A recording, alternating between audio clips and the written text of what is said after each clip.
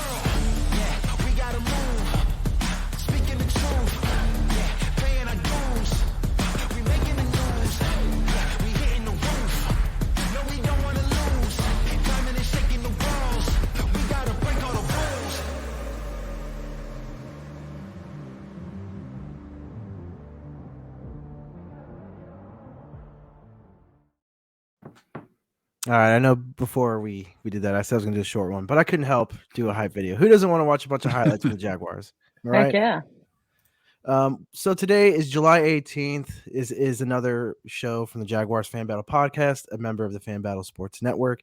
And today we have a very special guest, Sammy Football, being one of them. Hello. The diversity hire of the show. Hello.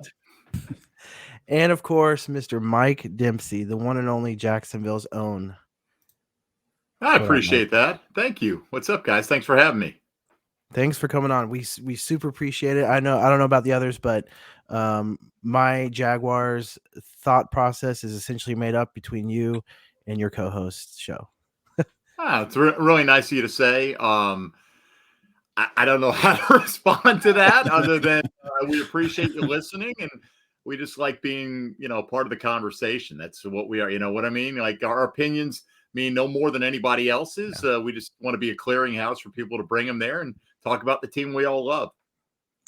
But I was partially kidding there, but I do really enjoy your show. Even though he's gone, even though you kicked him off, I still do enjoy your show. So for those of you that aren't from Jacksonville or don't follow the Jaguars radio shows, Mike Dempsey is one of the hosts from the afternoon show. I guess it's early morning, huh? Or early 10 afternoon. 10 to noon. 10 to noon. The Jaguars Today. He's one of the hosts there, and great content every single day, Monday through Friday. So I'm joined also by my co-host Cody Cold. Hey man, what's up, everybody?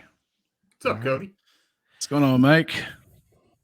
And so we brought Mike on today to talk a little bit about Jaguars. I'm sure that's what everyone is expecting. Can I interject for the people who are listening in Jacksonville? Just for the record, I did not kick E off the show. Right? I know you're kidding, but I didn't do that. The man was pulling double duty, doing 6 straight hours, producing 2 shows back to back for months and months and months. And, the life cycle of a producer comes and goes, but we love ET. There's no doubt. Well, what would happen is somebody would be like, some writer on some Facebook Jaguars group would be like, "Did you hear that?" Right, the true story comes out, and then you would just get canceled. So it's a good clarification.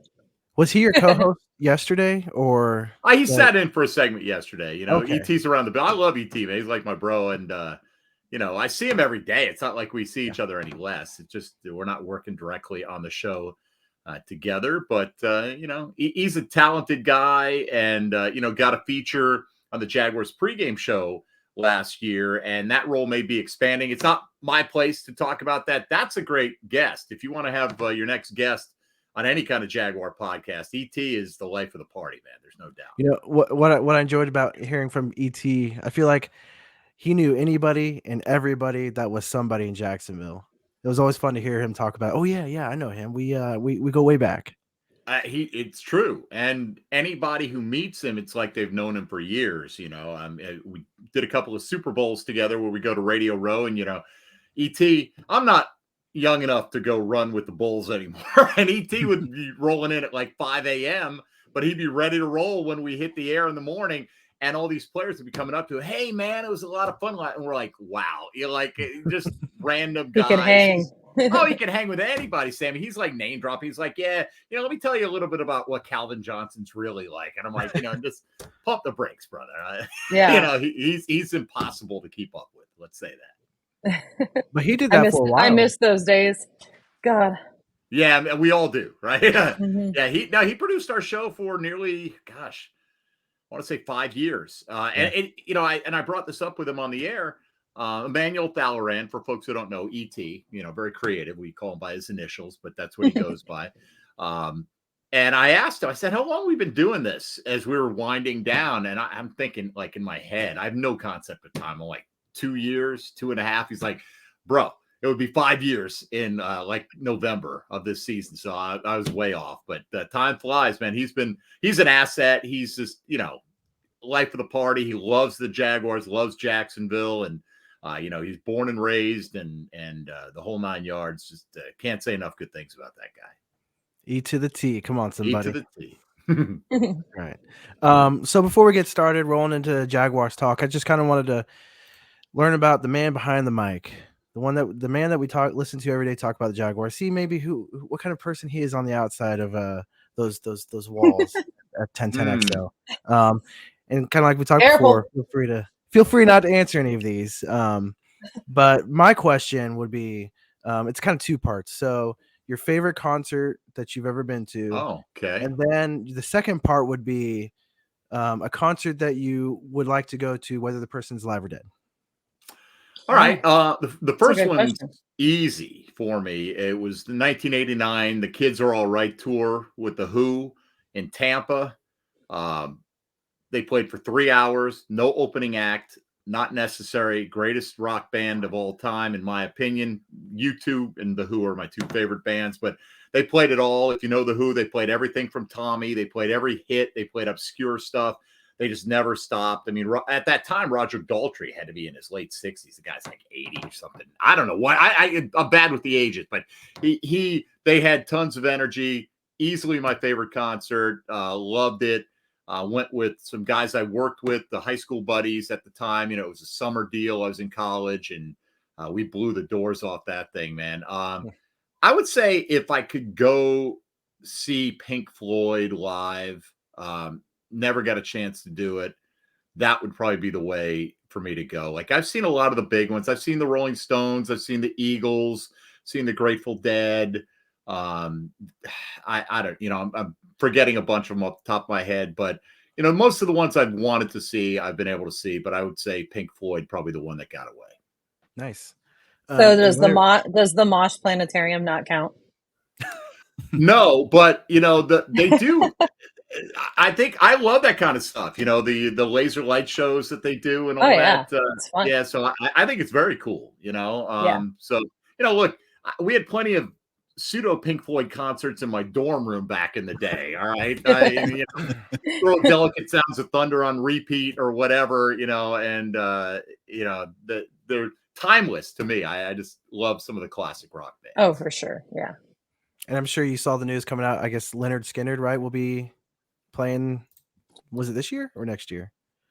Yeah. I mean, imagine seeing the original Leonard Skinner before the plane crash, right? Like, I mean, they're legends, they're Jacksonville legends.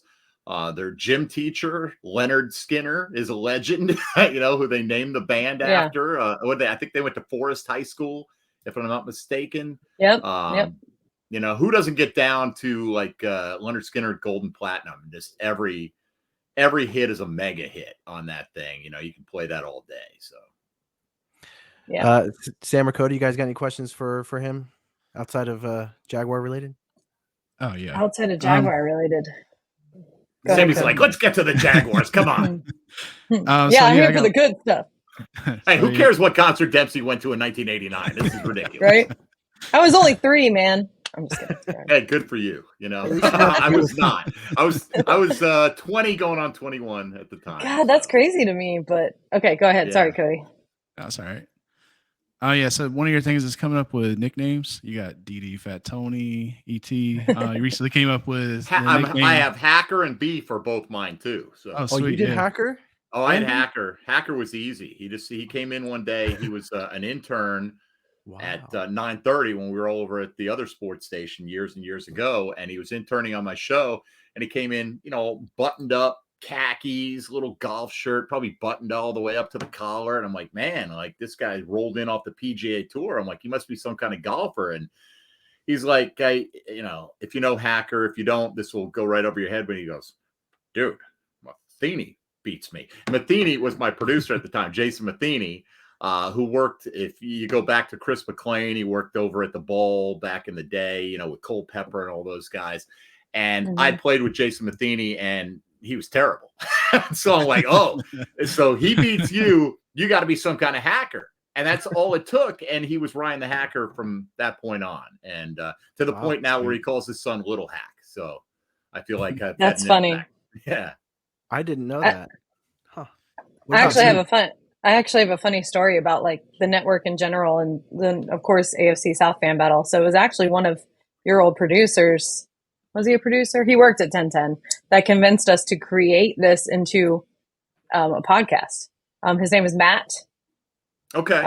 Younger kid. And I think he worked there like Sundays. He did something with like the game shows. Anyways, he was like, he had seen the group and it had grown so big so fast. And he's like, that's just such great content. You should make that into a podcast. And he actually helped us. This was like 5 seasons ago. So like 5. Yeah, so it was actually one of the guys there. I don't think he's there anymore, but yeah, it was. No, we got a lot of producers come and go. That's kind of the nature of the job, but yeah, he was younger at the time. Like I said, I think he did like Sunday game time, something or other. I can't recall exactly what he did, but gotcha. But yeah, he was the one that was like, "You guys should totally do this," and so we did. That's how this all happened. You should get residuals from you now, right? Right. Cut it out. So yeah, as far as the nickname thing goes, like you recently came up with Dylan Denmark or Pockets thanks to the rap name generator. Yeah, that was just a silly thing. I don't know if that's going to stick, but it's only been like 2 weeks, so it's sticking in my mind. Like it's one of the funniest things. And he does the intro like "Hold my pocket." Yeah, he does. On the radio too. So I think he uses that quite a bit. Hey, look, as long as people are talking about you, it's and it's not in a horrible way. It's probably not a bad thing to get known for something. So yeah. So my question was a bad thing. Whatever. Yeah. So my question was, I was wondering if you can come up with a nickname for me. Oh gosh, it doesn't have to be. It doesn't have to be right now. All right, I'll work on it. All right, yeah. I don't know you well enough yet to know, but it doesn't take much. If something sticks in my mind, you'll want me to tell it to you in private first because people have a tendency to get stuck with whatever we put on them on the radio. I'm good with that. I'm gonna put it as my Twitter handle and everything. All right, we'll see. I'll work on it. Watch, it's gonna come out and be something like Cody the Turd or something like that. Probably not. I'll put that off the list for now, and don't worry. Put a pin in it. All right, sweet. And then I guess another question I had was, I know you had gone to the mountains recently, I believe. Yeah. Right, for a trip. And you had gotten a pack of sports cards. Now I'm huge into memorabilia collecting, like this Travis Etienne helmet I have right here signed by him. I had and sports cards as well. Did you open that pack? Or packs? Yeah, I bought 3 packs because I found an old pack of baseball cards at the house, right? Like unopened from the late 80s. And I'm like, it might be fun to open them up, see if we get any big time players. And they're all duds. Like every card in the pack was a dud. I'm like, wait a minute, this is a football show anyway. And my son's big into the whole comic book graphic novel collecting. I was too. And, it's kind of a family tradition. And so we went to a sports card / comic book shop up in Asheville, North Carolina. And I noticed they had old packs of football cards. And I thought if I buy some 96 cards, usually the year reflects the previous year's players, and maybe I'll get some, Jaguar inaugural season cards in there. But as it turned out, the 96 pack, the series I bought 3 packs of them, were all like that year's cards. Like, so you had there's a Kevin Hardy rookie card in that series, for instance. So there's only 200 cards in the pack. We've opened 2 of the 3, and they only come with 7 in a pack. So we've had 14 cards out of 200, but one of them was the James Stewart Jaguar card. There's only 5 Jags out of 200 in the whole thing. So it's just kind of a fun thing to go down memory lane. We did it with Tom McManus on the air, just kind of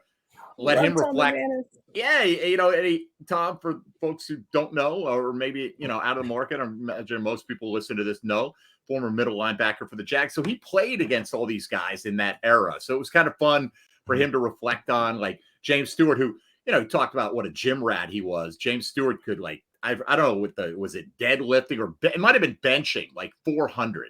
Like just like throwing it up there like 5 or 6 times. Like the guy's a freak. He's a personal trainer now. He's in immaculate shape. Looks like he could play to this day, but and a really good player for the Jags too, back in the day too. Yeah, that's cool.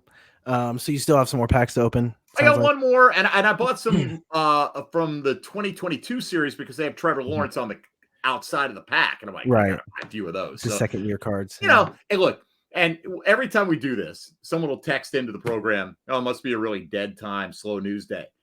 Yes, like it's July. It's early July. If you haven't noticed, the entire NFL is shut down. So if there's ever a time to do it. Except for the Titans, because they were going off yesterday. Well, they're, they need something. They feel bad about themselves, and they should. God. I mean, look, this is all prior to Evan Ingram signing his franchise tender. So that was news. It was great. We talked about that all day on Monday. And now, we're just got training camp coming up. But yeah, there's not a whole lot going on. But look, let's just address this too, because I think Jaguar fans, look, we all hate the Titans, right? And it's understandable. But if you're being realistic, DeAndre Hopkins is not a washed up football player. He's a good football player. And granted that Calvin Ridley is a big addition to the Jags as well, but as of 3 or 4 days ago, where the Titans were, they've gotten better. There's no question about it. I still think the Jags have the most talent in the division, and it starts with Trevor Lawrence. He is so far ahead of the class of quarterbacks in the AFC South, and when you got the coach-quarterback combo like they have, I mean, I'm not fearful of anything as a Jag fan, but I don't think it hurts to acknowledge that Tennessee got better with the signing of DeAndre Hopkins, but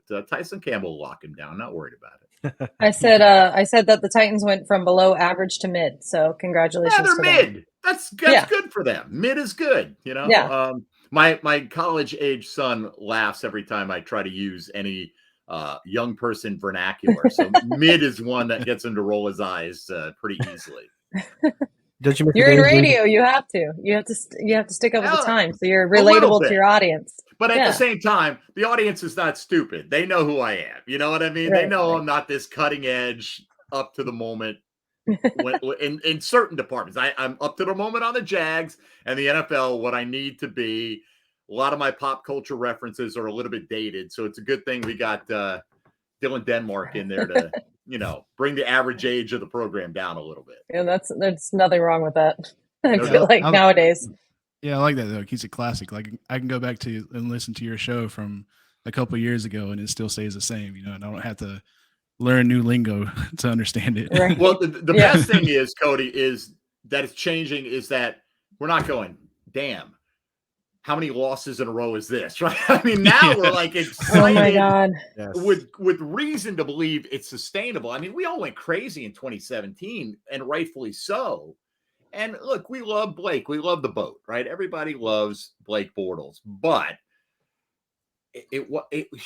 every time he went out there, you were praying that he didn't lose the game for you, and you had an epic defense in 2017 that created so many turnovers and scored so many touchdowns that year. And that's just not sustainable. Now we got a guy that none of us, I talked about this on the air today. Trevor Lawrence's deal could average $60 million a season, and it won't be an overpay. It sounds crazy, right? But we know the market goes up. We don't know where Joe Burrow and Justin Herbert's contracts are going to come in. And if you're the Jags, I want to sign him to something like Mahomes signed. Mahomes signed 10 years, $450 million, right? Give me an 8-year deal with Trevor Lawrence. I want there to be no issues whatsoever.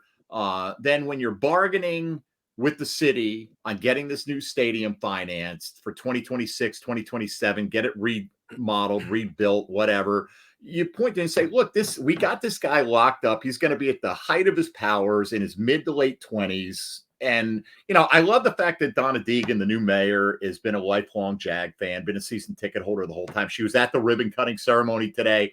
That facility, the Miller Electric Center, which is there for rehab and training and practice and so many different things, is so cutting edge, state of the art that you can it boggles the mind to think what the stadium itself will actually be like if they can complete the vision, which I'm sure we're all on board with that happening. I am just for sure. happy my dad, I've had season tickets since I was 9, so I can't say I bought them, because child labor laws. I wasn't allowed to yet make money. But my family has had them since inaugural year.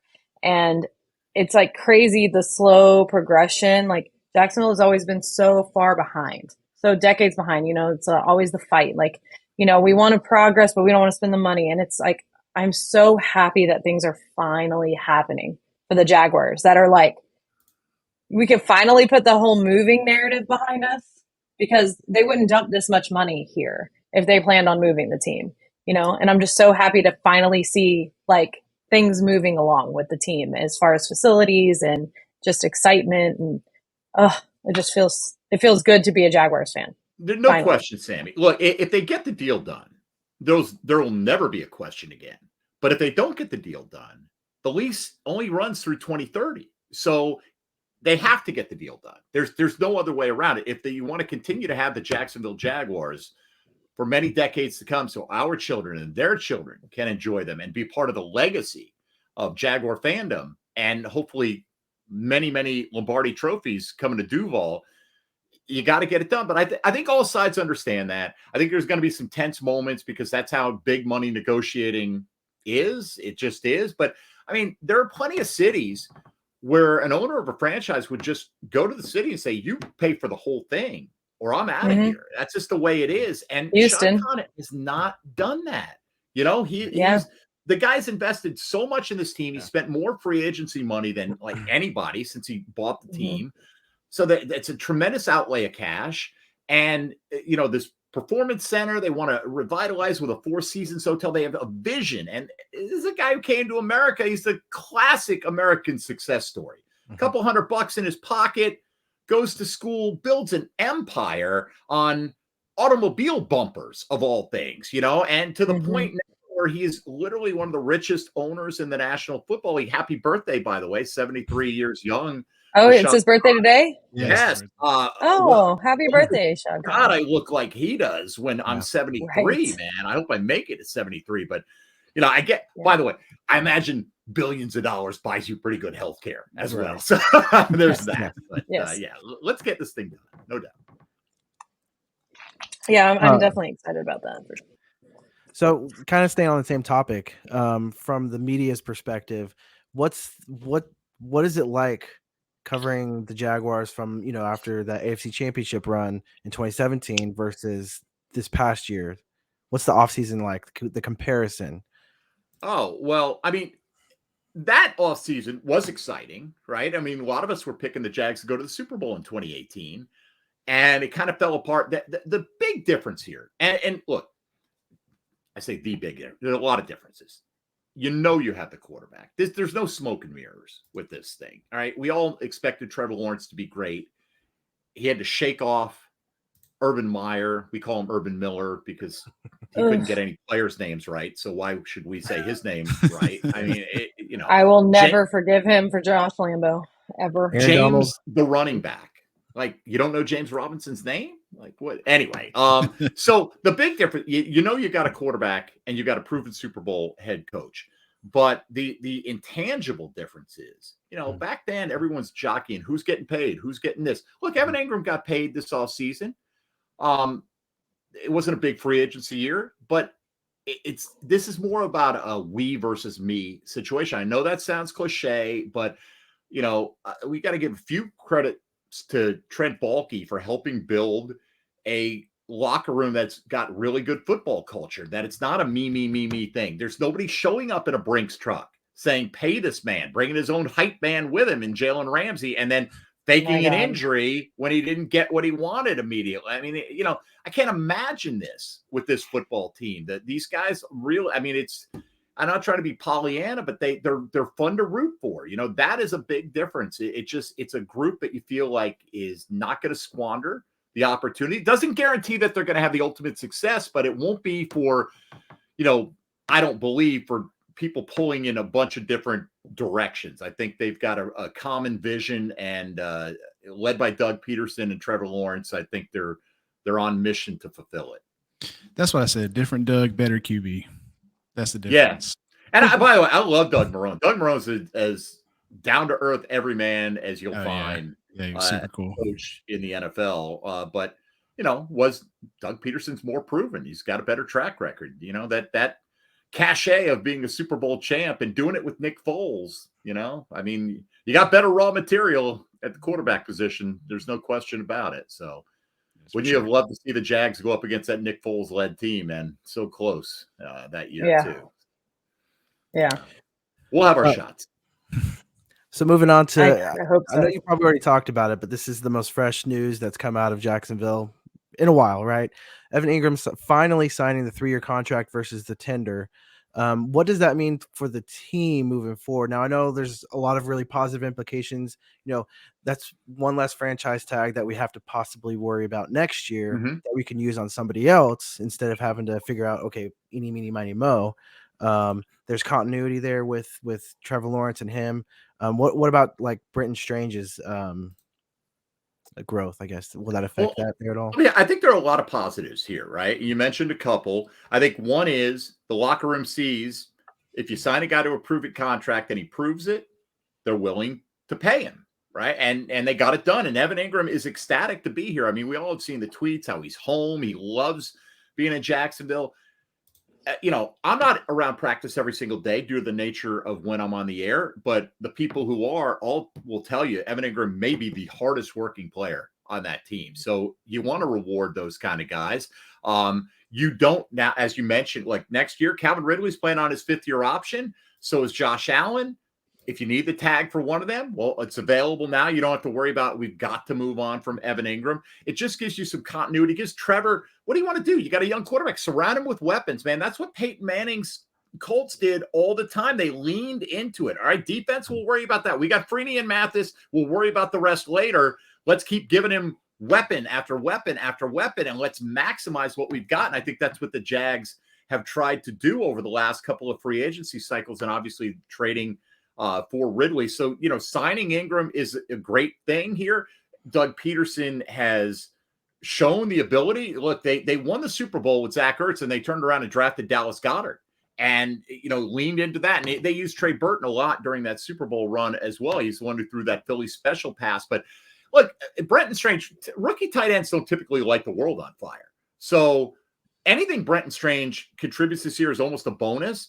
And while it's a 3-year deal for Evan Ingram, is it more like a 2-year deal with a team option on that 3rd year? Is it kind of a balloon payment? And when you look at the salary cap implications, his cap number went from like 11.5 down to 5. So the other thing is the Jags now have nearly $22 million under the cap. Now you can roll that all over if you don't use it and apply that perhaps to a Trevor Lawrence extension or some free agent acquisitions next year. Or anybody here like a pass rusher, right? Like, I mean, could we add a pass rusher or 3? They've got the money if they have an injury, if they need to make a move, or if they decide they want to make a move. They have the wherewithal to do it now. They have some flexibility, and they don't have to just sign a $2 million veteran. They can go out there if they wanted to, consider bringing Yannick Ngakoue back, or Justin Houston, or Melvin Ingram, or one of these guys that has a track record of getting quarterbacks on the ground.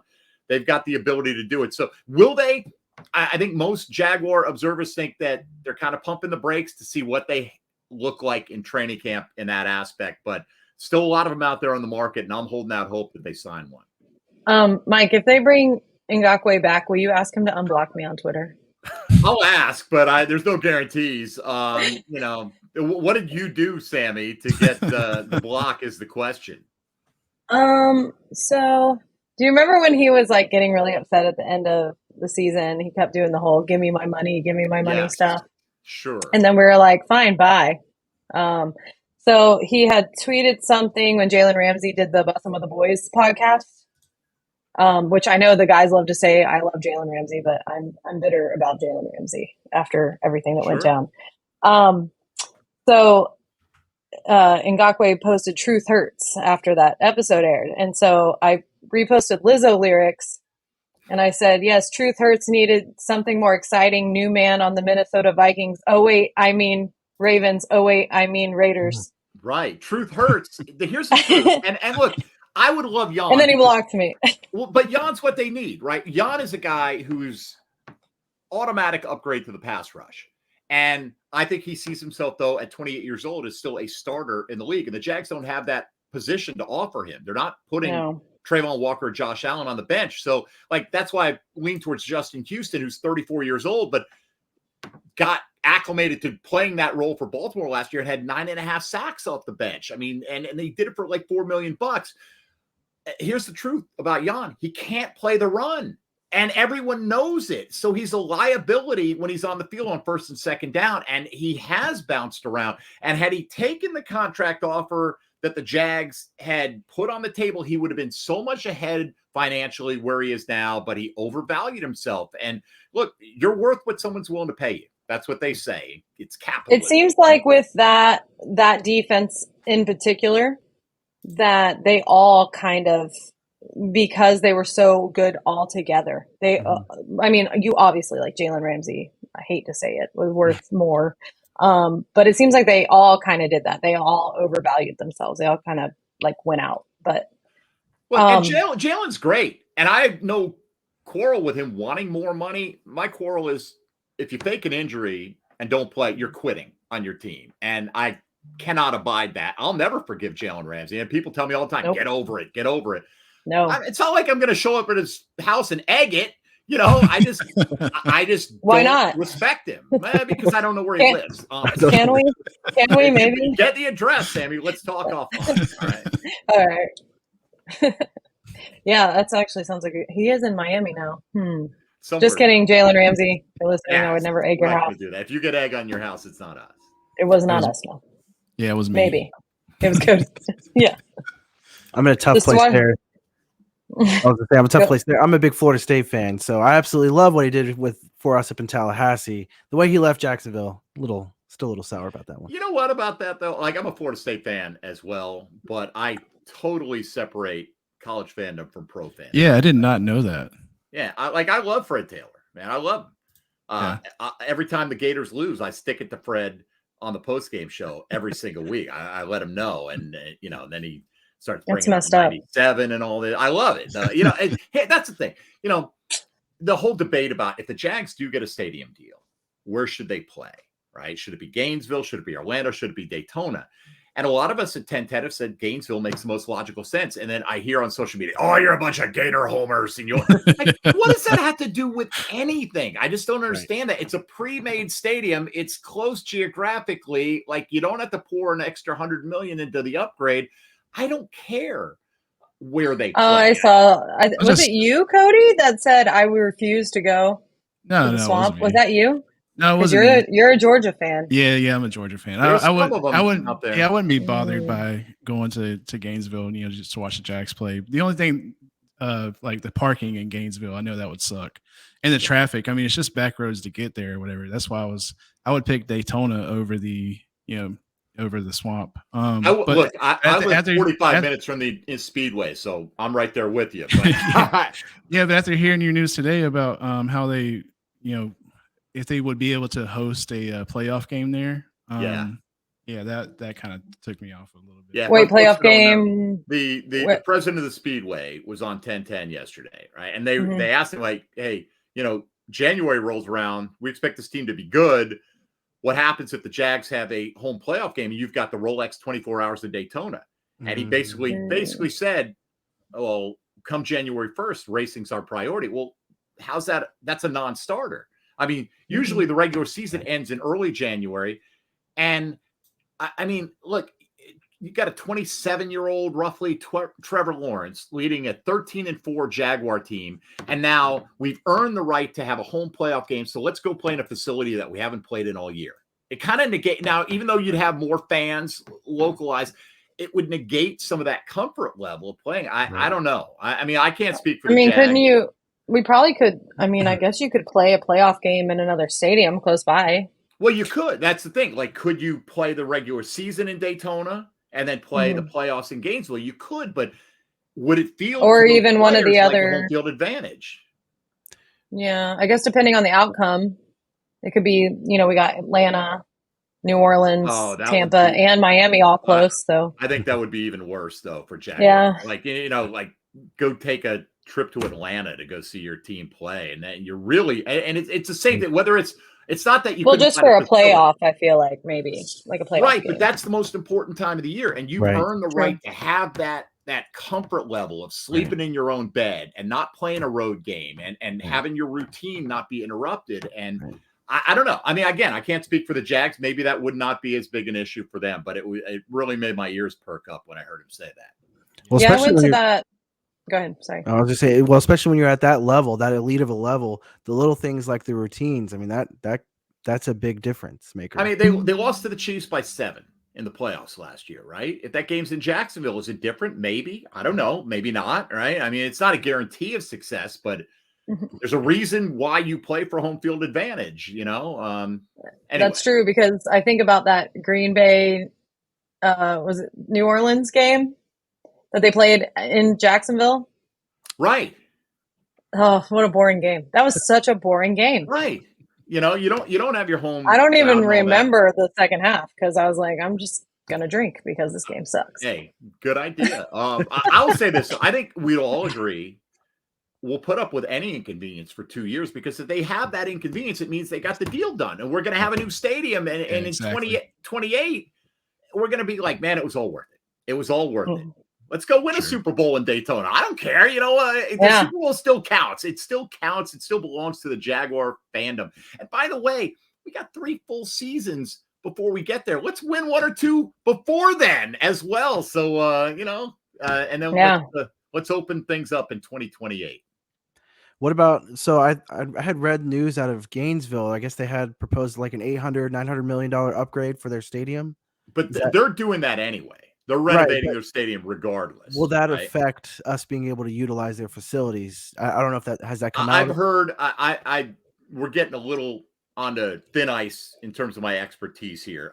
So I certainly, it's an issue that would have to be worked through. I can't tell you definitively whether that would preclude any. I put it this way: I haven't heard anything to suggest that Gainesville and Orlando are not interested. And we all know that there's a renovation. I heard Hayes Carline talking about this with Frank Frangie about a week or so ago on 1010, and Hayes said this might be something that if this goes down, they put off that renovation, because obviously you don't want to move because of renovation into a facility that's undergoing a kind of a pardon our dust situation there. I mean, to be fair, we could have the Buccaneers go play at Camping World, and we could play at their stadium, because now that Tom Brady's retired, their attendance is going to drop anyways. So you would think that's an option. You would think. You're not confident Baker Mayfield's going to return him to glory there. Did I take it that you're a Gator fan, Sammy? By yes, yeah. So you don't believe Kyle Trask is going to make them the talk of the NFC? Come on, that's Kyle Trash. Is what you meant. Come on. I believe that just as much as I believe Anthony Richardson will help the Colts beat the Jaguars at home this year. Hey, we have a vested interest. Not going to happen. Not happening, right? So, not going to happen. No. Not going to happen. I don't know if I'm sure you'd seen this news come out, but Tom Coughlin, I guess, is semifinals for the Hall of Fame. Finally. What can we do? What do we need to do to get him into Canton? I don't really think there's anything you can do. This is like, it's one thing we used to, Tony Smith and I, my co-host on Jaguars Today, would petition voters. We knew the list is available, who the voters are for the player list. You've got like 15 years of eligibility. And so we would get guys on and we'd ask them, what do you think about Tony Baselli? Or Fred Taylor made it to the semifinal stage. Fred has yet to make it to the finalist group, but Tony had a few times. And we would talk him up, and to a man, they'd all say, yeah, he's deserving. And obviously he got in. There was a bit of a log jam on the offensive line. It's different with Tom, because you've got, on the one side, you got the seniors committee, and then he is under the coaches and contributors committee, which is a completely different group. I wouldn't even begin to know who to, kind of lobby on behalf of Tom Coughlin. But sounds like the government. What the heck? Right. You would have, that's the thing of it, Sam. Everything's political, right? The Hall of Fame's political. If Tony Baselli had played in New York, he probably would have been in the Hall of Fame years ago. If he had played a few more seasons, not his fault, he would have been in the Hall of Fame years ago. Fred Taylor. Freddie T is hurt by the fact that he only made one Pro Bowl. Some of that probably because he played in a small market, although he played in an era where there were ridiculous running backs performing in the AFC. But look, Coughlin, just point to his resume. 2 AFC title games with an expansion team in the first 5 years, built the franchise from the ground up, then went and won 2 Super Bowls, including beating arguably the greatest single season team of all time in the undefeated Patriots. Tom Coughlin's there's zero doubt in my mind. Tom Coughlin will be in the Hall of Fame. Honestly, when you look at that coaches and contributors list, his resume looks better than most of them. But you do have guys like Bob Kraft on there. I mean, he's the owner, but got a lot of Super Bowl rings himself, and only one person goes in off of that list every year. So I would imagine Tom Coughlin is not an immediate Hall of Fame inductee. So does it not count? Because I know like the College Football Hall of Fame, they have to be out for X amount of years, not be involved in any way for the college football. So is it not the same requirements for the NFL Hall of Fame? I don't know, like for but I guess if he's an owner, it doesn't matter. Right. An owner's going to own it forever. Right. And I do remember this coming up when Bill Parcells was like in and out and people would try to lure him back. And there was this whole talk about it would restart his Hall of Fame clock. I mean, Coughlin being the executive VP or whatever his title was with the Jags, I don't think impacts that at all. I think, if he were to take another head coaching gig, then maybe it would restart the clock. But his resume's written at this point, and it's definitely a Hall of Fame resume. Not too many guys with 2 Super Bowl rings as head coach. Yeah, for sure. Okay. Brandon Scherf, I don't know if you'd seen ESPN put out a list of the top 10, I think the top 10 inside linemen, and they put Brandon Scherf in there. Do you think that's a nod to Brandon Scherf and the line, or I didn't see where he fell. Did he fall in the top 10, or was he like others receiving votes or what have you? I would imagine it was probably more the latter. That's a good question. I had only seen he landed as a top 10 interior lineman. I'll say this. Well, if he did land in the top 10, that's great. Brandon Scherf's had a fantastic career. He's been a 5-time Pro Bowler, right? And I'm the first to admit you should not trust anybody on the radio who didn't play the game when they start breaking down offensive line play. Like, I don't think most of us sit there and focus in on that. And if you do, and you really know what you're talking about, God bless you, more power to you. I'd rather just rely on a guy like Tony Baselli, who, we discussed, and Tony, his observation, he was talking about this on Monday, I believe it was, saying, look, He probably didn't play as great as he has in years past with Washington. He didn't play at that Pro Bowl level. But when you combine him playing good with the impact he had on the professionalism of that group, playing through injury, he was hurt down the stretch, but he knew that something special was happening and he wouldn't take himself out of the lineup, which is a hat tip to him. It's funny, right? We talk about the Pro Bowl and what it means. And you look at Fred Taylor, and you look at the numbers, and you look at the fact that Jim Brown used to call Fred Taylor the best running back in the game. I mean, Jim freaking Brown. I mean, what more do you want on your resume? I feel like Brandon Scherf probably is benefiting from his resume. He's a 5-time Pro Bowler, and he's still a good player. I don't know if he's an elite in the top 10 interior offensive lineman. Again, I can't evaluate those guys as well as a Baselli could, so I'll defer to him. But very happy the Jags have him. Let's put it that way. Right. It's nice to see that Jacksonville's starting to get some acknowledgement for the talent that we have and the seasons that we had. Because there have been seasons past where maybe our record was very below 500, but we did have some talented players that didn't get the recognition that maybe they deserved. So what Mike Dempsey is saying right now is all the times that Samantha Wernette, aka Sammy Football, talked crap about Andrew Norwell, that she had no business doing so because she never played football. I'm not saying that. Kidding. I mean, you can tell when a guy plays poorly, right? You can tell when the guy swings the gate open and gets your quarterback killed. But I'm talking about like the nuances of the game. I was like, what is he doing? We would show tape. I'm like, what is he doing? You're literally like, with Norwell. Norwell was an All-Pro and was not voted to the Pro Bowl that year. Like, All-Pro is a higher level than the Pro Bowl. So technically, Andrew Norwell has never been to a Pro Bowl. but he's a one-time first-team All-Pro. So go figure. Yeah, I was like, when we gave him that contract, I was like, "Excuse me, did they not see the same thing I did?" Because yeah, honestly, I didn't know much about who he was before he signed here because I don't pay much attention to other teams' interior offensive linemen if they're not playing in the AFC South. And if they are, I pay attention more based on their reputation more than I'm not like breaking down Ben Jones of the Titans, yeah. It's not my thing. So. All right, Cody, do you have any questions for him? I just think it's cool that the play on words with their nicknames. Brandon Sheriff is protecting T-Law. Not bad. Oh yeah, that's true. I didn't even think about that. The sheriff and the law. Yeah, that's cool. Yeah. We go to uniforms for our next topic. Yeah. So I just wanted to ask this. I was wondering if you could help start a new uniform trend for the Jags. And I know that's a lot. I know that's a lot to put on your plate. But the only reason I'm saying this is it's something that I noticed a lot of fans want. The uniforms that we have now are from the Tom Coughlin era 2.0. They were very plain Jane. Black lettering, nothing flashy. It doesn't have the badge or the outlines and all that stuff. And I think it's time with a new practice facility, a new stadium incoming, and new faces of the Jaguars for fans and players to have some new drip. Do you want new or do you want throwback? Because that's what I hear from Jaguar fans the most. Give us those 90s unis. Yes. Maybe with the updated Jaguar head logo on them, which I like so much more than the old logos. Honestly, the uniforms, I'm not a uniform guy. Like as long as you don't give me another two-toned helmet. Thank you. Thank you. And please I hated that helmet. I hated the helmet. It was like it was unfinished, right? They ran out. Yes, that's what I said. Like gold it looked like been okay, Oh my god, didn't like it's the same thing. Same thing I said. Thank you, Mike Dempsey. I hate black jerseys and black pants.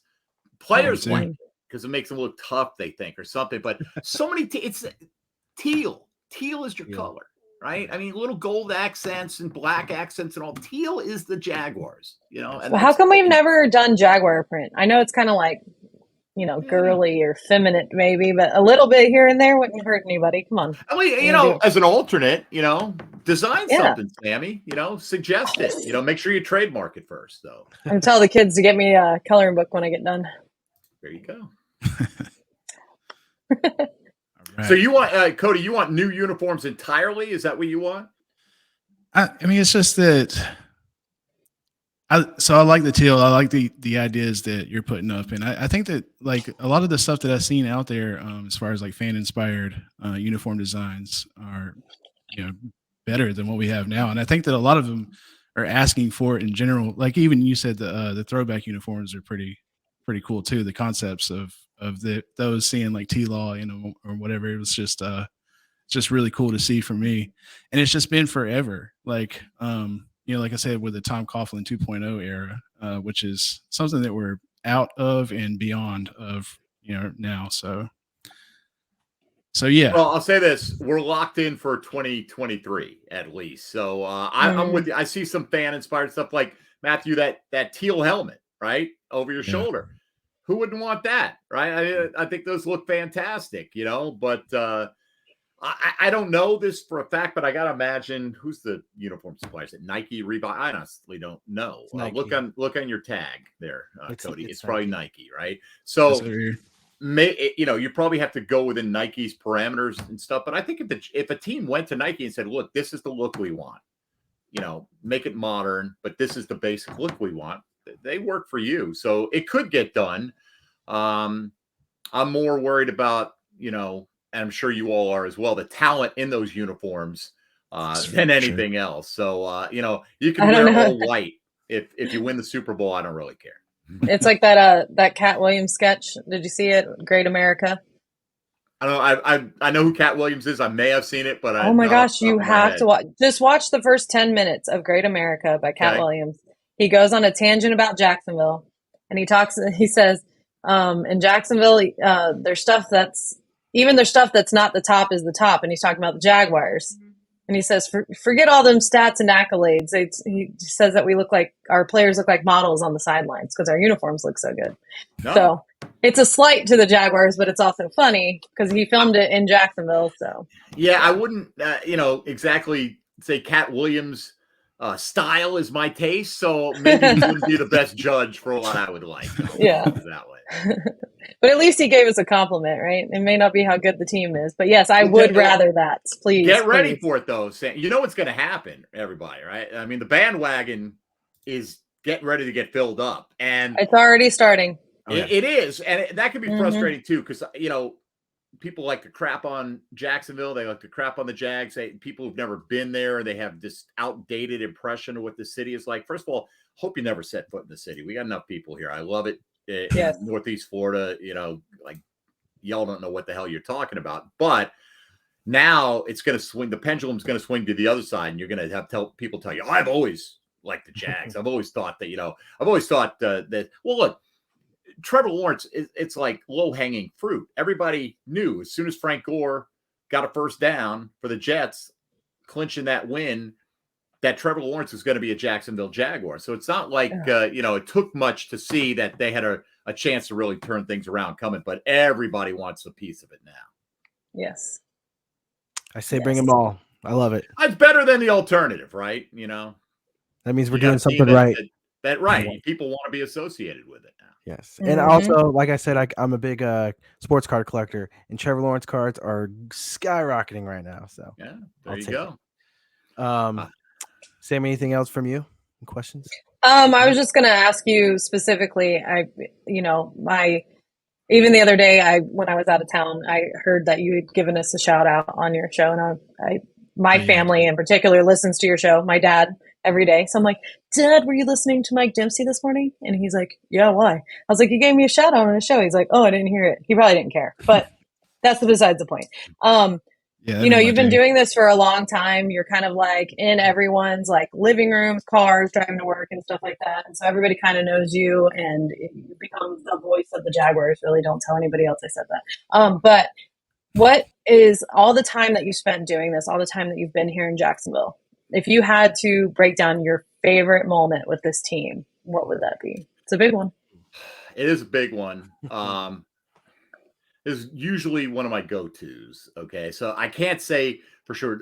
First of all, let me just say tremendous opportunity. I mean, I'm so lucky to do the job I've done. And I really appreciate the fans of Jacksonville and the listening audience for accepting me for as long as they have. And, having a chance to kind of chronicle the team that we all love so much. And so I have some great personal relationships with Maurice Jones-Drew and David Garrard and Fred Taylor and some, Jeff Loggeman, Tom McManus, and many, many more. Donovan Darius. I hate starting naming guys because then you leave somebody out. But I'll say that in terms of a football moment, a cool one for me was in 2007 when the Jags became the first team to beat Pittsburgh in Pittsburgh twice in the same season. I remember that, yeah. I went to all the road games that year. It's kind of like 1010XL's road reporter. And so, back in the day in the 90s, at the 2-minute warning or right about then, they'd come through the press box. Hey, if you want to go down on the field, now's the time. And at the 2-minute warning, they'd let you out on the sideline. And so I got to stand there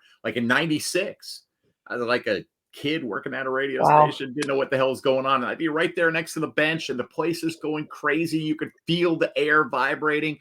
And then 9/11 happened. And a lot of places curtailed access. And the Jags never really opened that back up again. But Pittsburgh continued that. So in 2007, Jags are mounting their game-winning drive. And I come down the elevator and I go to the sideline. And as I walk out on the sideline, Garrard runs for the first down on 4th down. And I make my way around to the end zone. And Scobie kicks the game-winning field goal, and it basically goes right over my head. And so then I make my way around to where the Jags are on the visitor side. And what was it? Was it Spicer forced a fumble or recovered a fumble there? Because the Steelers still had a chance to get the ball, try to get a game-winning field goal. I was 10 feet from the bench, and when they got the turnover, everybody rushed past me, and it was just amazing. I mean, to be in there in that, and I had nothing to do with it. I was just fortunate enough to be an observer and, have that opportunity to be there. And I've been in that kind of position for a lot of great moments, but that's one that really stood out because it was so beautiful watching, not once, but twice, Steeler fans leave that stadium early in some cases. Steeler fans think they're a step above everybody else. Hey, buddy, you got a coach who's never had a losing record. That's why it's easy to be a Steeler fan, right? You've had all this success, but let me tell you what, Jags had them on the ropes. Plenty of people were pouring out the turnstiles before those games were over. And it was a beautiful thing to see. And just to be in the midst of that, to see, I mean, that cemented David Garrard as Jaguar legend, winning that game in the fashion he did. And, Scobie, we all love Scobie, the many clutch kicks, and to kind of be there and watch it and to feel like we're almost there. And then telling you to just have everything, all these guys rushing past. I could have joined the pilot. I could have been jumping up and down with him and nobody would have said a word. Who's this guy? Right. Like they would have been like, they probably would have thrown a flag on me at that point, but Jaguars ball wouldn't have mattered. But that's one that always stands out to me. I actually saw David Garrard it was some event. I can't remember. Maybe it was a draft. Anyways, I try not to bother them when I see them in public. Dave would love it. Dave's the easy, approachable guy. He would. Yeah. Well, he was with his family, so I didn't want to be like, "Hey, take a selfie." But I was like, "David, I just want to let you know you're my Trevor Lawrence," and he was like, "I appreciate that." Oh, that's awesome. Oh, that is awesome. I asked David may skip leg day, but he does not skip bench press day. My man. Oh, heck no. I mean, he looks like a freaking LeVon Kirkland size linebacker. Yeah. Sorry, Cody. Didn't mean to cut you off there. But. No, it's no problem. I asked Josh Scobie about that kick, and he said, I don't remember that one. I think he was just being funny. Yeah, okay. Yeah. Yeah, I imagine he probably was. I think he gets asked more about the 59-yarder to beat the Colts than he does about that. But, we're talking about Riley Patterson a little bit today. I had a guest on from CBS Sports, and we're also excited about where the Jags are, right? And building off of what they did last year. Everything Trevor Lawrence did could have stayed the same. If Riley Patterson doesn't make the field goal, then the focus becomes, you know what? Trevor Lawrence dug him a hole that they couldn't quite dig out of, right? Instead of, wow, look at this comeback and the poise that he showed under that kind of pressure, he never wilted. If you don't complete it, and that's out of his hands at that point in time. Sports is a funny thing, and obviously Patterson made it, and the Chargers are wondering how the hell we let that happen. And the Jags are thinking, man, we should have advanced even further than we did. And, but for the one kick going one way, every, history is completely different. Morton Anderson makes the field goal in 96. He never had that miracle playoff run. Who knows what kind of success the team has in 97, 98, 99, because they don't have that run to build off of. The Justin Tucker kick last season. Absolutely, right? Barely. I sit on that side. Actually, Matt, you were at that game with me. I was there with you, yeah. You were at that game with me, yeah. So I sit on that side, and I remember seeing it and being like, oh, and then Sammy, if Trevor's pass to Zay Jones on the 2-point conversion gets broken up, right? I mean, that's all it takes. Anything. One fingertip knocks that ball away. It's a completely different outcome. Jags maybe don't win the division, but it didn't go that way. And we got one of the most thrilling seasons that we've ever had. And the Titans are so mad about it, and I love it. Big mad. They are melting down. Like, I made that meme yesterday about, you guys barely beat us, and, we signed DeAndre Hopkins, and we're just sitting there like, okay. Yeah, like Trevor won't get better. Right. Right. Like you've seen the best of what Trevor Lawrence has to offer. Yeah. Just wait. And they're sitting there going, trying to juggle. Malik Willis now might be a starter. Like, come on, sit down, guys. We got this. I'm going to say no to that one in a big way. No, that's what they're saying. He's showing out now, and I don't Levis think there's isn't any doing way that Hopkins signs there unless he got some kind of assurance that it's Tannehill's team as long as they're in contention. I really do. I don't think Will Levis will play. I don't think anybody plays as long as Tannehill keeps them afloat in the playoff race. That's my Tannehill, CBS Sports' Week 4 handoff quarterback of the week. That's what I'll never get over that. Tannehill is I'll never get over that. But he's had some pretty good. He's had 120 quarterback rating season. He's had 106 or 7 quarterback rating season. He's not chopped liver, and for the way that team wants to play, he's definitely serviceable. They were the number 1 seed just a couple of years ago in the AFC. Didn't take advantage of it. Wait. Who was their receiver then, though, Mike Dempsey? A.J. Brown. Yeah, that's right. No, I get that, but where'd he go? Sure, Sorry, it's just funny. No offense to the Titans. Just if kidding. DeAndre Hopkins plays 17 games last year, he's on pace for 120 catches with 1,354 yards. Yeah. And we're all excited about a guy who's had one 1,300-yard season, and that happened 3 seasons ago in Calvin Ridley. So, I'm just a little burnt because, you didn't hear nothing from them on Twitter. There were little things here and there. You heard about them a little bit after we played them. As it should be, though. Right. But as of yesterday, I'm like getting like comments like, Jags fans, you guys are delusional and blah, blah, blah. And I'm like, welcome back to Twitter, guys. How you been?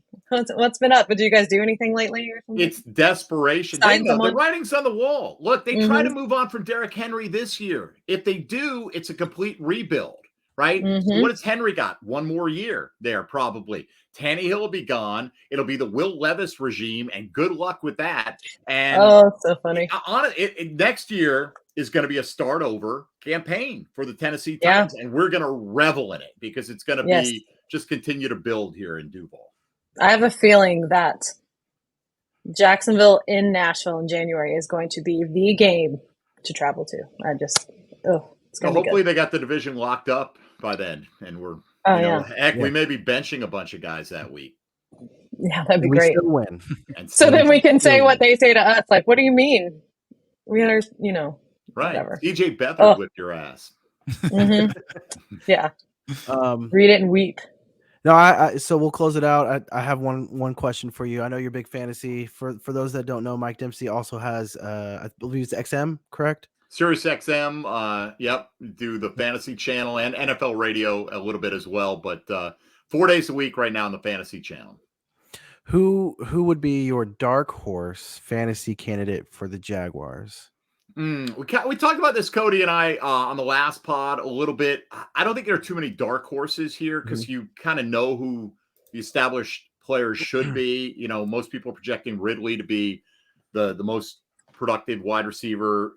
Christian Kirk goes in like the 6th, 7th round of most drafts. Evan Ingram goes inside the top 10 tight ends. Travis Etienne's probably a little overdrafted to me because Tank Bigsby's the dark horse. I mean, look, today, was it yesterday? We're talking with Mike Duraco of ESPN. We had him on Jaguars Today, and we talked about Bigsby's impact. And he said, look, he could end up being the goal line back, but he could be more than that. He could take 1, 2, or 3 drives away from Etienne. If he's getting whole drives to himself, Duraco was raving about how much Bernie Parmalee, the Jaguars running backs coach, loves Tank Bigsby. I mean, they didn't need to. They signed Ernest Johnson, who would have been a serviceable number 2 for this team. But they went and spent a 3rd round pick on Bigsby. I think they have plans for him. And I think fantasy managers who are drafting Travis Etienne in the late 3rd to the mid 4th round, which is where he's going right now, may end up being a little bit disappointed some weeks because I think there's a chance there's going to be weeks where it's Trevor in the passing game. And I think there's going to be a chance that Bigsby becomes like the Stacey Mack to Fred Taylor back in the day, and Freddie gets you down to the 3 and Stacey Mack runs it in 10 times a season. That could happen. Love to see it. I just hope we can keep Jags are scoring, right? Yeah. I just hope we can keep this same momentum and culture and just this winning culture and everybody being excited without Arden Key because, he really brought that here. So he built this city on rock and roll and everything else. There's no question. Something like that. In all honesty, though, Arden Key is a good player. He provided a lot of energy for the Jaguars down the stretch. He did. And look, as meager as the sack total was, he's one of the top 4 sackers on this team. And your division rival takes him away. It's not an insignificant loss. But again, Arden Key, there was no starting job for him. He felt like he deserved a bigger role. He'll get that opportunity in Nashville, and maybe he'll prove to be a guy that benefits more from being a part-time player. Let's hope that's the case. I could have made him the Boosie boombox holder or something, but sorry. Could have, right? But everybody wants something, and I get. Look, if we're all there, it's easy for us to say, "Hey, Saquon Barkley, take your $10 million." You put yourself in that position to maximize it, and we also, guys leave in free agency. Oh, you greedy! Oh, Hopkins, you didn't go to the Kansas City for less money. Well, I don't know if any of us in this chat have ever turned down $10 million a year either. So, you know what I mean? Yeah. I mean, they're still human beings. They want to get paid like everybody else, and they have a finite amount of time to make that money. Yeah. Yep. You kind of brought up the running back roster. I know I said last question, but this one, it's a bit of a, the tight end room looks a little crowded, but I think the running back room, we forget the moves like Johnston, the move that we made for Johnston, Snoop Connor. Who the heck is that guy that we drafted last year, right? Is there an odd man left out? Because I think technically we have 6 running backs on the roster, but 5 realistically, I think. Who do you think? Is there an odd man out? I'm bringing up the depth chart right here. I mean, Snoop, Kadri Ollison also on the. Generally you keep 4, right, at the tailback position. D'Ernest Johnson's a really good special teams player, so he's got a chance to be active. But that's the thing. Once you get past the starter, you got to have special teams value. You got to have a specific value. I think they love JaMychal Hasty, what he was able to do as a pass catching third down threat. And they've emphasized the fact that last year he didn't sign until like August, right? And he was learning the game plan on the fly all season long. So another year, a full year in the system will help him. D'Ernest Johnson was a guy that when he had to spell Nick Chubb and Kareem Hunt on a few occasions in Cleveland, played like a workhorse feature back and really impressed me, is built to take a pounding. I don't think he's going to get touches in this offense, but he's a great break glass in case of emergency type. So I think Snoop Connor's gone off this team. I think it'd be a really uphill climb for Kadri Ollison to make this roster as well. So I think they'll keep 4, and ETN, Bigsby, D'Ernest Johnson, and JaMychal Hasty, however you want to list those guys. I think they'll all be on the football team. Man, isn't it so great to look at our roster and we have depth? Years past, I feel like once we got past 1 or even before started at 1, there wasn't a whole lot of depth there. It's just, I feel like we're getting spoiled now as Jaguars fans. I wouldn't have hated it, honestly, if you went into the season with ETN, D'Ernest Johnson, JaMychal Hasty as year 3. But Bigsby, has people excited, has opened a lot of eyes in rookie mini camps and OTAs. So, yeah, they've got depth there. They've got, skill position wise, it's the best collective group they've had since Jimmy Keenan, Fred Taylor were all playing together. Really.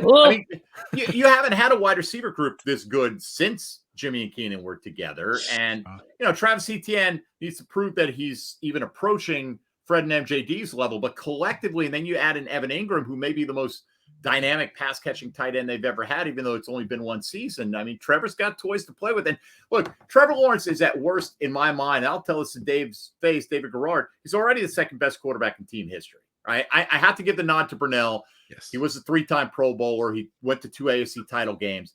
I think Trevor will easily eclipse that in the next couple of years. And then it's just a question of how high he sets the bar. Yeah. I think what says it the most is just people actually restructuring their contracts and like doing things that they need to do to be here. Man, that's just different as a Jaguars fan alone. Yeah. Okay. Like we're not used to this. Like people want to be here. Come on. No doubt. Hey, you want to be a part of a winner. Yes. Feels good. That's an obvious statement you just said, but I didn't put it all together until you just laid it out like that. But that's insane. Like the fact that we have this talent now compared to all the way back then, Yeah. It's like which good player can we let go of? I don't know. It's just much different. There probably will be a couple, right, that they let go of. You're like, wow, they were able to cut him. The pass catching core of with Mike Sims Walker was pretty good, right? Notable. No? There were a couple of practices where he really stood out back in the day. By the way, Mike Sims Walker is one of my favorite guys to talk to in the locker room. Was always very accommodating, good guy. Just his body betrayed him, man. He looked like he might have been a steal for a brief period of time, but just never could stay healthy, Yeah. Well, we've gone way beyond what we wanted to do. We really appreciate you taking the time to talk with us, Mike Dempsey. I know everyone that's watching really enjoyed your comments, and I think they enjoyed a few of ours as well. But thank you again. Not as much. Look, honestly, I don't take for granted what I do. Like I'm pretty down to earth guy, honest to goodness, no matter how much you think my ego may come through the radio. I'm honored to be asked to come on. I'm like, I think it's fantastic that you guys do what you do. I think there's so many great avenues for Jaguar fans to make themselves a part of the story now and feel that sense of community. So I appreciate you having me, just to spread that goodwill of Jacksonville Jaguar football, and hopefully have many more occasions to do it. Yes. Please come back on AFC South Fan Battle. I promise you I will. Just for you, though, Sammy. Thank you. And don't forget about the nickname. I know. Nickname for Cody. And Matthew, any requests? You want me to cook something special for lunch tomorrow? Or what do you You said ham sandwich, please. Ham sandwich. I gotcha. Hold the mayo. The Baselli burger. You remember the Baselli burger? I do remember the Baselli burger. Maroni bologna. The Maroni bologna was another good one. Yeah, there's no question about that. So for our viewers, where can we find you, Mike Dempsey? All right. You can find me hopefully on the radio on 1010 AM or 92.5 FM in Jacksonville. Or if you don't live in Jacksonville, you can stream the show. It's on live 10 to noon. We post it every day shortly after we get off the air. You can go to 1010xl.com and catch that. I'm on channel 87 on Sirius XM Monday, Thursday, Friday nights at 10 p.m., Saturdays at 5 p.m. Right now, that's my current. It varies. And then when we get into football season, I'm usually doing NFL radio on Saturday nights from 8 to 11 as well.